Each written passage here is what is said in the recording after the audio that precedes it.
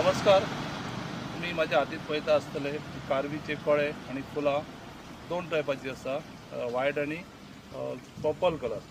आणि ती आयज आमी आतां सद्या हांव कल्ला घाट म्हणल्यार आमच्या गोवा बाउंड्रीचेर आसा आणि स्पेशली ती फुलां पळोवपाक येयला.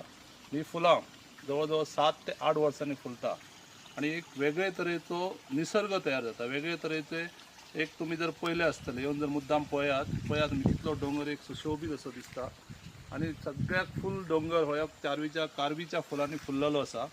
म्हाका हांव सगळ्यांक विनंती करता की तांच्यांनी हो निसर्ग पळोवपाक, हे जे निसर्गाचे रूप आसा वेगळे रूप ते पळोवपाक सगळ्यांनी मुद्दाम चोर्ले घाटाच्या आमच्या गोवा बाउंड्रीच्यान पळोवचें आणि ही फुलां 7 वर्सांनी फुल्ला तेजे मुद्दाम आस्वाद घेवचो.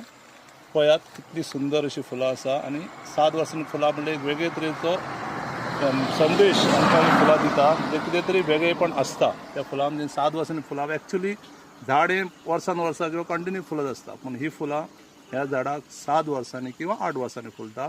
तेजे एक नवल पळोवपा लागून सगळ्यांनी मुद्दाम आमच्या डोंगरार हांगा येवपाचें, चोर्ला घाटार येवपाचें आणि निसर्ग कसो आपलें रूप दाखयता, कशी आपली सुंदरता ती पळोवपाची आणि निसर्ग संवर्धन मुद्दाम तुम्ही करचें ह्या तुमकां कळकळीची विनंती करता. आणि एनवायरमेंट कशें सेव जावचें, प्लास्टीक कशें कमी करचें आणि निसर्ग आमचो जो अद्भुत असो आमकां दिखाव नजरानो दाखयता ताका राखपाचें काम तुम्ही करचें ही सगळ्यांक कळकळीची विनंती. धन्यवाद.